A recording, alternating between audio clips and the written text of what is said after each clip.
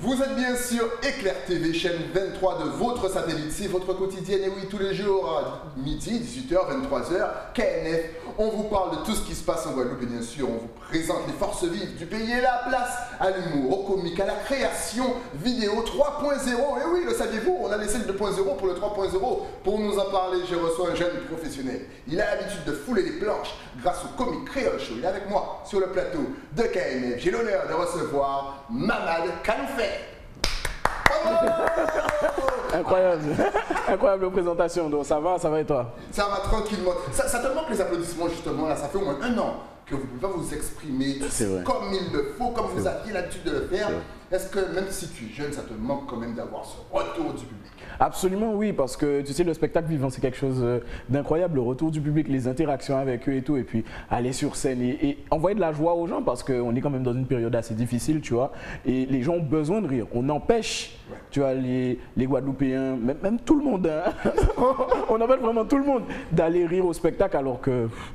En soi, il n'y a rien de dangereux. Il n'y a rien de dangereux. Justement, 3.0, dans l'introduction, tu dis 3.0. Oui. Qu'est-ce que 3.0? On croyait qu'on était toujours en mode 2.0, portable et compagnie, on se filme. Apparemment, il y a 3.0 qui est sorti et on n'est pas au courant. Explique-nous tout ça. Non, le 3.0, c'est une petite blague qu'on a avec des amis. C'est pour dire qu'on est une nouvelle génération après la génération qui est arrivée. Ouais. Mais comme il y a eu les Bostik, Léon, Albert, Rigobert, des trucs qu'on a regardé de fou, tu vois. Et ensuite, il y a eu des grands à nous qui sont arrivés sur les réseaux. Et nous, on est ceux qui sont arrivés après, donc 3.0. Excellent. Justement, quelles étaient tes influences au niveau humoristique? Apparemment, tu as pas mal de références locales, oui. Mais est-ce que tu regardais aussi les États-Unis, le Jamel Comedy Club? À fond. En fait, il faut savoir que je suis un vrai... Waouh, je suis un fou de tout ce qui est humour, tout ça. Je regardais beaucoup avant de faire, tu vois, parce que je n'ai pas voulu me lancer tout de suite parce que j'avais un peu peur au départ, tu vois ce que je veux dire, parce que j'étais quelqu'un de très très timide. J'étais un timide maladif. Par exemple, là, j'aurais pas pu te parler actuellement. C'est impossible pour moi. Et il s'avère que oui, je regardais beaucoup les États-Unis, Kevin Hart, Dave Chappelle, Chris Rock. J'ai regardé la France aussi avec Thomas Gijol, Fabrice Eboué, Jamel, Jean-Claude Mouaka aussi. Et c'est cool parce que Jean-Claude, son sketch m'a donné envie de monter sur scène et j'ai joué avec lui il y a 2 ans. C'est incroyable. C'est un petit peu comme Mbappé là qui est en train d'éliminer Cristiano Ronaldo. Non. Ah non, je vais l'éliminer, il est costaud. Il va me taper. J'aime bien, il va me blesser. Mais tu as commencé à quel âge exactement? C'est venu comme ça justement en regardant des sketchs américains et compagnie ou depuis petit comme tu disais, ah non mais j'aime bien quand même cet univers? Non, pas depuis petit, c'est-à-dire que j'ai découvert ça très tard. Hein. Ouais. Comme qu'on peut découvrir ce qu'on aime très tard. Bon, je dis très tard, j'ai 24 ans. Mais...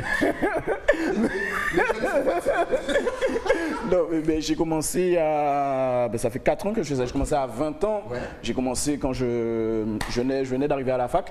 Et ça veut dire que je discutais beaucoup avec mon cousin qui lui aussi est très très dans l'humour, tout ça. Et c'est avec lui que j'ai écrit mes premiers sketchs. Et donc il m'a envoyé un truc pour un casting. Ouais. Donc je suis allé sur le casting. Et là, j'ai rencontré un comédien et qui m'a présenté à ma première prof de théâtre, qui a été Carole Raboteur.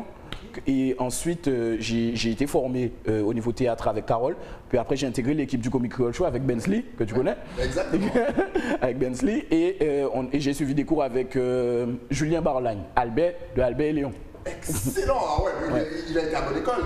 C'est parfait. Mais justement, on voit des petites vidéos. Est-ce que le fait d'être 3.0, c'est un petit peu ça, utiliser Internet, faire des vidéos? Est-ce que c'est comme ça, mine de qu'aujourd'hui, on se fait découvrir en tant que comédien humoriste? Obligé. À savoir qu'à la base, moi, je ne suis pas un gars des réseaux sociaux. J'aime pas ça. À la base, j'aime pas ça. Mais c'est-à-dire que si tu veux faire connaître ta passion, il y a aussi cette part-là aussi. Il faut te dire que tu peux être le meilleur chanteur du monde, mais si tu chantes sous ta douche ou dans ta chambre, on s'en fout un peu. Tu vois ce que je veux dire?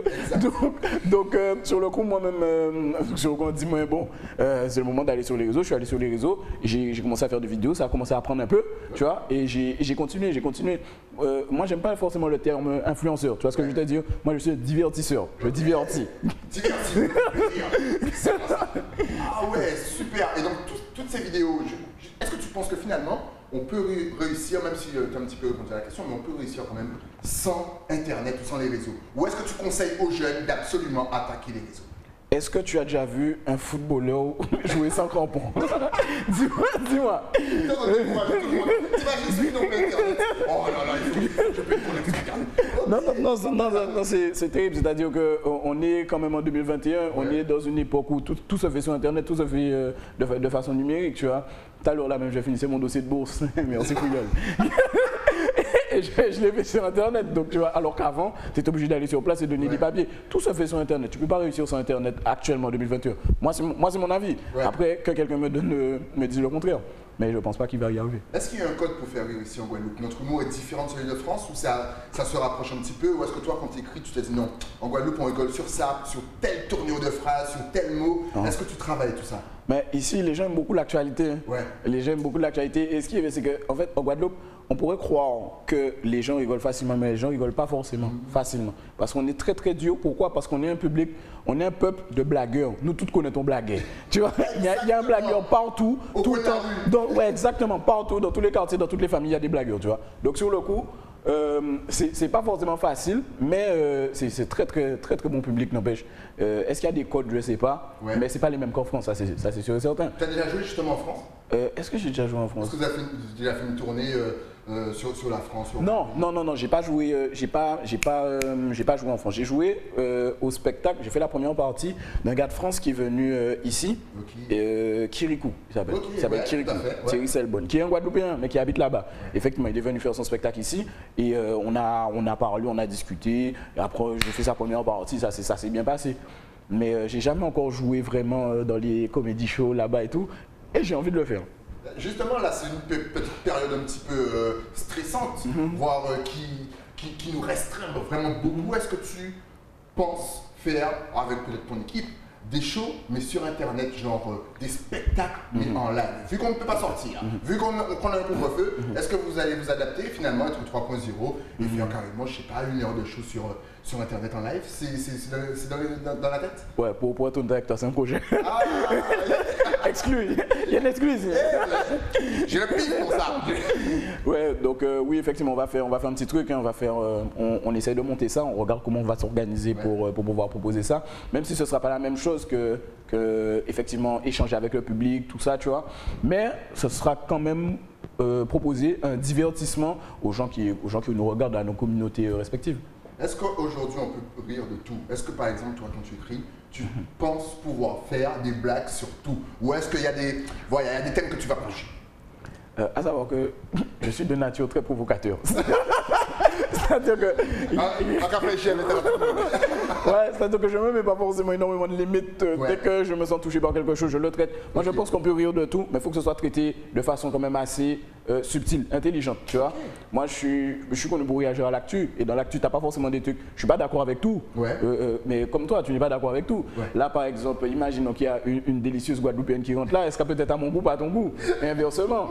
Enfin, je pense qu'elle sera à ton goût, vu qu'on m'a déjà parlé de toi. Joli. Mais si tu veux, donc par rapport à ça, voilà, et puis l'humour, tu vois, c'est assez subjectif, c'est chaque tête, chaque l'esprit, comme on dit. Donc j'ai déjà fait des vidéos, on m'a déjà dit, mais pourquoi tu traites ça, pourquoi tu fais ça? Alors qu'il y a des gens qui m'ont dit, ah ouais, vraiment, t'as bien fait de traiter ça et tout. Donc bon, au final, je parle juste de ce qui m'inspire. Tu prends du temps pour écrire, où ça vient tout seul, tu écris un sketch en peut-être 5-10 minutes, voire tout un spectacle en 10 minutes. Je peux écrire une vidéo très vite. Je peux écrire une vidéo très vite. Une vidéo, je peux boucler ça vite, comme il y a des vidéos que je ne boucle pas très vite. Moi, je suis un gars, je suis un peu à l'arrache. Quand ça vient, j'aime traiter le truc tout de suite. Même si après, je me dis, j'aurais pu mieux faire quand même. Hein. Mais au moins, j'ai envoyé, tu vois. C'est essentiel. Par contre, sketch, je prends beaucoup de temps. Donc on a dit aussi que tu es réalisateur vidéo, on a pu voir un petit peu ton travail en double écran. Là encore ça prend du temps à faire, c'est-à-dire que tu fais tout seul, tu fais tes montages, tu mets les petits mots, donc c'est toi qui prends le temps de marquer et compagnie, de couper des scènes. Donc en fait c'est un travail de monteur, de réalisateur, il vous dit pas ça mais c'est ça, tu prends là encore, c'est un gros travail, ça prend du temps, ça se compte en heures. Oui, Parce que bon là souvent c'est des vidéos de quoi, de peut-être 2 à 3 minutes, parce que ça va vite, mais ça prend énormément de temps. Oui, je vais pas mentir, il y a certaines vidéos qui te prennent des fois 2-3 heures en montage, mais il y a aussi... En fait, ça dépend de la vidéo, tu as des gros formats bien sûr, et après tu as des petits formats que tu peux faire tranquillement et tout. Des fois je réveille mon frère, je dis filme ton grand frère un peu. Moi. Mais justement, on en parlait, c'est des vidéos très courtes. C'est-à-dire qu'est-ce qu'aujourd'hui, on ne peut pas. Tu vois, à l'époque, on avait des sketchs, ça durait mais très longtemps. Maintenant, là, c'est du cours. Le public, il veut du cours. Est-ce que tu penses que ça peut revenir comme avant ou est-ce qu'on est obligé de donner du cours? Et pourquoi ça doit être du cours? Parce qu'il y a certains comme moi, on adore voir des grands sketchs. Le public, il n'adhère pas aux choses trop longues. C'est une question de goût, une question de génération aussi, tu vois. Moi, je peux regarder des trucs longs comme je peux regarder des trucs courts. Et disons que la majeure partie des vidéos qu'on fait, c'est entre 30 secondes, je dis même 10 secondes. C'est vrai. 10 secondes et 1 minute. Mais il y a du contenu long qui est très drôle et très sympathique sur Instagram. Mais tu penses qu'on va moins plus de personnes quand c'est court? Au moins la personne peut dégainer, elle a le temps de voir le début, la fin, et puis au moins elle a vu la vidéo. Oui, elle a vu la vidéo, regarde. Les gens n'ont plus le temps justement de prendre le temps de regarder un sketch aujourd'hui? Je pense que oui, mais...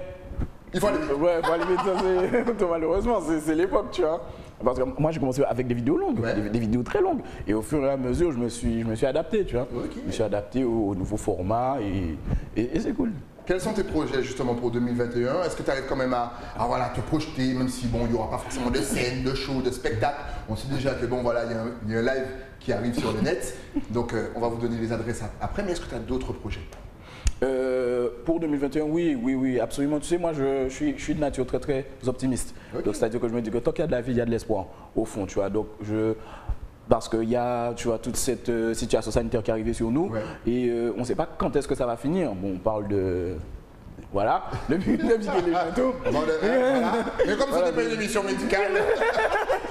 Tu vois, mais on ne sait pas quand ça va finir. Et j'ai pas envie que cette situation-là nous empêche de faire nos affaires. Parce que si ça dure 10 ans, tu ne vas pas rester au même endroit et dire « ça m'a empêché de faire mes affaires pendant 10 ans ».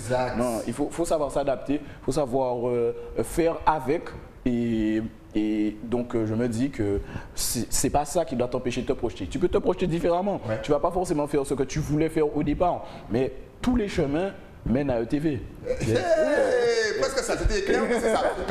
Joli, j'aime beaucoup rire. Justement, est-ce que tu as écrit sur Corona? Est-ce que tu as écrit des sketchs même sur le confinement? Sur ce que, voilà, comment les gens réagissent face au confinement? Est-ce que tu as écrit sur même le couvre-feu? Est-ce que ça t'a inspiré cette période? Ma dernière vidéo, c'est sur le couvre-feu. Donc allez voir sa vidéo, connectez-vous à la fin, vous donne toutes ces adresses. Sorti hier d'ailleurs, et sur le confinement, oui. Mais c'est assez drôle. Parce que sur les réseaux, en fait, les vidéos que tu fais sur le corona, elles sont supprimées. Donc voilà, il y a énormément de censure. Des fois, vous publiez des trucs, et vous publiez ça le matin, et puis le midi, c'est plus sur votre page, ça a disparu. Ouais, donc bon, voilà, on évite un peu aussi, on en parle de façon intelligente, mais au calme. Et puis bon, j'ai déjà compris que les gens d'Instagram ne comprennent pas le créole, donc j'avoue créole vidéo, quoi. Justement, tes vidéos sont plus en créole, en français, en anglais. Est-ce que tu comptes te sous-titrer bientôt en anglais? Je vois qu'il y a de plus en plus d'humoristes qui utilisent la langue anglaise en sous-titres pour toucher nos amis, bien sûr, américains, qui n'arrêtent pas de nous regarder, nous la Guadeloupe, la Martinique. Mais bien sûr. Donc, comment tu écris? Moi, j'écris français-créole. Français-créole? Principalement français-créole. Je n'ai pas encore touché à l'anglais. Et en même temps, t'as le temps. Ouais, j'ai envie de te dire. Donc, non, tranquillement, français-créole, oui, c'est posément. C'est les deux langues qu'on entend le plus chez nous. Est-ce que ça t'arrive même de penser, voire pour le très long terme, voire, je dis très long terme, mais peut-être que tu es déjà en train d'écrire, peut-être un court-métrage, un long-métrage, des comédiens en Guadeloupe, pourquoi il n'y en a pas plus? Pourquoi il n'y en a pas plus? Parce que c'est pas forcément facile. C'est pas forcément facile, c'est-à-dire qu'il y a un autre travail. Tu peux faire rire tes amis chez toi, tu peux faire rire ta bande de potes, mais arriver, prendre des cours de théâtre, parce qu'il faut faire cette démarche-là aussi, il faut pouvoir prendre des cours de théâtre. Moi, j'ai eu la chance de rencontrer des gens qui m'ont justement fait comprendre très tôt qu'il faut prendre des cours de théâtre. Tu vois, petite anecdote, au début, je croyais que j'étais super fort. Tu vois, je croyais que j'étais bon, je croyais que waouh, j'ai fait 2-3 vidéos qui ont fonctionné. J'ai dit, c'est moi qui bosse. Et donc, j'arrive à un casting, le casting avec Bensley. Je fais le casting, Bensley me prend à part, il me dit, tu m'as loupé tout de suite. Ben si, mais faut pas être sec comme ça. Non. Il t'a dit ça comme ça, mot pour mot. Non, j'exagère. Moi, je l'ai vécu comme ça. C'est comme ça que tu l'as entendu? Oui. D'accord, ok, d'accord. Mais donc, pour te dire qu'en fait, il m'a dit, va retravailler. Et donc, effectivement, là, j'ai commencé à prendre conscience que, faut peut-être travailler un peu. Et que, en fait, les vidéos et la scène, c'est pas le même délire. Mais quelqu'un des vidéos peut venir sur scène. Tu vois ce que je veux dire? C'est-à-dire que tu peux combiner les deux. Mais il ne faut pas croire que c'est le même travail. comment est-ce qu'on reçoit les critiques et comment est-ce qu'on les gère et digère? C'est-à-dire que tu aurais pu peut-être mal prendre ça, le fait que même s'ils te critiquent, alors que tu sais que tu fonctionnes, tu aurais pu rester dans ton coin et dire finalement, on n'a pas fait bien là encore. Alors qu'au final, tu as pris ça pour toi, tu as travaillé, ça a avancé. Quel conseil peux-tu donner aux plus jeunes ou même aux plus anciens? Parce que souvent, les gens n'aiment pas la critique. Comment bien gérer une critique? Parce que vous mettez beaucoup de vous en avant, que ce soit chanteur, humoriste et compagnie. Quand on critique quelqu'un, c'est quand même toi qu'on critique. Comment est-ce qu'on fait pour gérer ça? Alors que moi, j'ai une personnalité qui fait que j'arrive à dissocier quand même les choses. Et puis, je prends la critique quand elle est constructive, tu vois. Parce que je pense que tout le monde peut avoir un avis sur ce que tu fais parce que c'est un travail que tu mets en avant. Par contre, il y a une façon de parler aux gens. Tu peux me dire que tu n'aimes pas ce que je fais, tu peux dire à quelqu'un que tu n'aimes pas forcément ce qu'il fait. Si la personne est apte à prendre la critique. Par contre, tu ne vas pas venir devant moi et dire tu m'as vraiment bien nul, ce qu'on fait là, ça pite, vraiment pour, et tu m'as arrêté ça. Non, mais arrête. Ça, on ne parle pas aux gens comme ça, tu vois. Mais plus sérieusement, bon, je pense que des fois, il faut juste laisser l'ego de côté et écouter le fond du message, ce que la personne dit. Et puis, quand tu fais ce genre de métier, j'imagine que toi aussi, tu es souvent sujet à la critique. Très, très souvent sujet à la critique quand on fait ce genre de truc. Donc, si c'est pour t'énerver, à chaque fois que quelqu'un lâche un commentaire négatif sur Internet, vraiment, tu n'as pas fini de t'énerver. Ah ouais, tu vas devenir fou. Moi j'ai compris très, très vite que tu ne peux pas gagner contre quelqu'un qui n'a rien à faire de sa vie. Tu ne peux pas gagner. C'est-à-dire, tu vas répondre aux commentaires, il te répond tout de suite, toi-même tu as des trucs à faire. Si c'est toi-même qui vas répondre. Mais non. Donc tu vas répondre plus tard, moi tout ça, t'as pour répondre là. Mais je travaille. C'est ça, je travaille, mais c'est pas te mettre travail pour l'interrogation. C'est pas mon truc ça. Moi j'aime critiquer. J'aime critiquer. Donc, est-ce qu'il y a un échange entre l'ancienne génération et la nouvelle génération? L'ancienne génération. C'est-à-dire que toi, tu as pris des cours avec Albert, c'est-à-dire que toi, tu es totalement open, mais est-ce qu'il y a cette connexion? Est-ce qu'on risque dans le futur, par exemple, de vous voir avec nos anciens humoristes, les voir avec des nouveaux, en fait, tu sais, un échange, une création peut-être pour le futur, ou est-ce que les jeunes restent avec les jeunes et les anciens restent avec les anciens? Faut savoir que, bon, après, c'est deux mondes totalement différents, donc malheureusement, mais il y a des anciens humoristes qui collaborent avec des jeunes humoristes, c'est-à-dire que moi, je suis un peu le pont, comme je suis réseau et scène, tu vois ce que je veux dire. On n'est pas beaucoup comme ça. Et il y a les gens du Comic Creole Show qui collaborent avec les anciens, qui sont des jeunes. Il y a Biscotte que tu vas recevoir tout à l'heure. Exactement, il connaît mon planning par cœur. Il y a Biscotte et il y a Lionel aussi qui est du Comic Creole Show, c'est un peu le premier. Et donc ces trois humoristes-là, nous on collabore beaucoup avec l'ancienne génération. Et moi aussi personnellement, je collabore avec les jeunes, ceux qui sont un peu dans mon truc. Donc bon, voilà, on essaie de faire le lien maximum, mais pourquoi pas à terme avoir un spectacle entre les anciens, les nouveaux. Ouais, exactement. Et est-ce que le net justement vous permet aussi de vous connecter avec les îles voisines? Martinique, même Sainte-Lucie, Saint-Martin, on n'oublie pas bien sûr la Guyane, mais peut-être qu'il y a moyen, il y a des trucs qui sont dans les starting blocks, un grand show, 971, 972, 973, même si ça s'est déjà fait, mais est-ce que c'est plus facile, la connexion est plus facile? Bien sûr, mais bien sûr, avec Internet, si tu as par exemple un cousin à toi qui est à Shanghai, tu peux l'appeler sur WhatsApp, il te répond tout de suite, ce qui est incroyable. Et vous faites un show via le net. Mais oui, on a déjà collaboré, enfin en ce qui me concerne, j'ai déjà collaboré avec un poteau de Martinique, j'ai déjà collaboré avec plusieurs personnes aussi de là-bas. On se connecte un peu, et c'est sympathique. Oui, on a déjà fait un gros show par exemple, mais c'était sur la Guadeloupe, c'était le Made in Guadeloupe 2.0, où il y avait tous les jeunes, il y avait qui j'en trouvais. Stan, moi, et j'espère que j'ai oublié personne. Sinon tu vas. Sinon tu vas. Qui j'ai oublié, moi, Tima?